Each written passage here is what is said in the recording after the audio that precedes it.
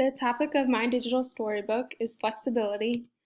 Flexibility can be defined as the functional capacity of the joints to move through a full range of motion. I believe most people are familiar with flexibility and know whether they are or are not very flexible compared to others. The most widely used measure of flexibility that is used in physical fitness programs is the sit and reach test.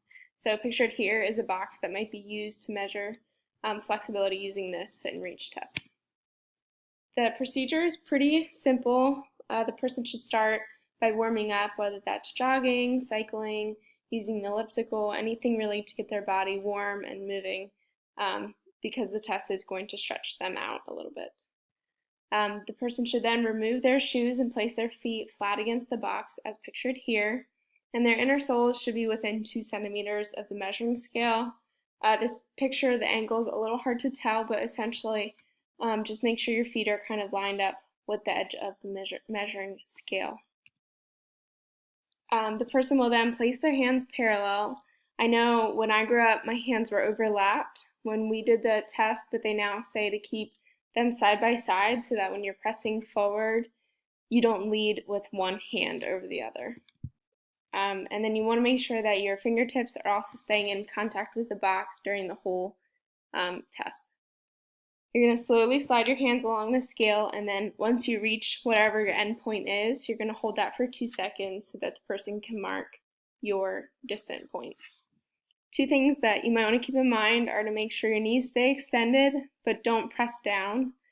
And then the person should also exhale and lower their head between their arms while they're reaching for maximum distance in that.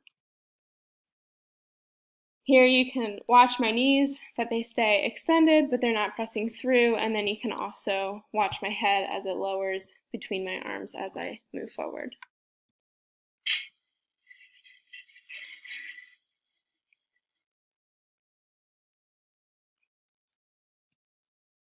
How we measure the flexibility based off of this test is we mark the most distant point that that person can reach to, and we're going to take the best of those 2 trials that they will do.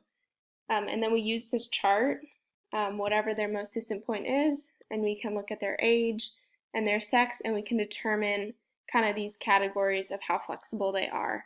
One thing to note is that this chart here is based off of using 26 centimeters as the 0 point. So if you look at the picture on the right, my box that I used was 23 centimeters as the 0 point. So if I got 41 centimeters, it should actually be 38 when looking at the chart, because I'm going to subtract 3 from whatever my furthest distance was. The next topic that I'm going to talk about is the proprioceptive neuromuscular facilitation, which is also for short PNF. This is a stretching technique that you can use to further one's range of motion. It generally does take 2 people. We'll show a video so it'll make more sense, but just kind of the procedure of it is that the training partner is going to move the target limb passively through its range of motion to the person's endpoint. So once they reach that endpoint, the person is going to isometrically contract the target muscle against the partner for 6 to 10 seconds.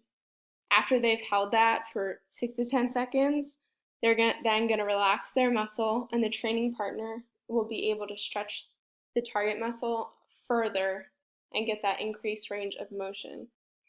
This procedure can be repeated several times to increase the range of motion further and further. So, for example, if you hold for 6 to 10 seconds and the person reaches farther, at that new end range, you're going to hold for another 6 to 10 seconds pressing, and then the person can then again reach further.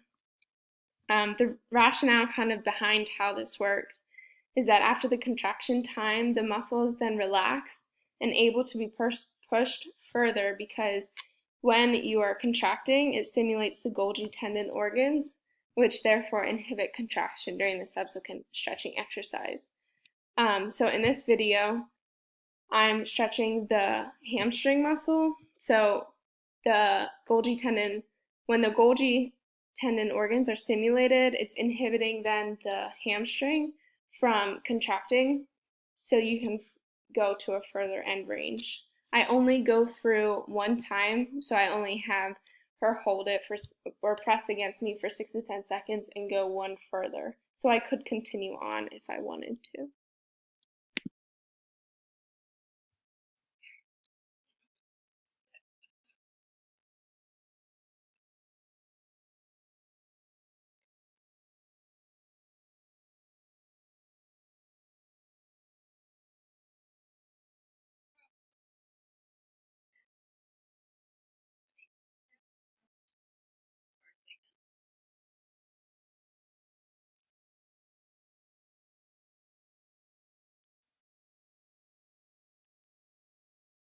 So one thing to note is that it is a little hard to tell because I am small, so I kind of have to put my whole body into it so I don't get pushed over.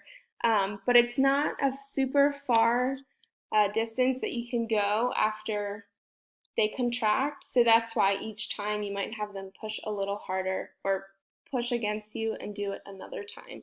And each time they can go further and further.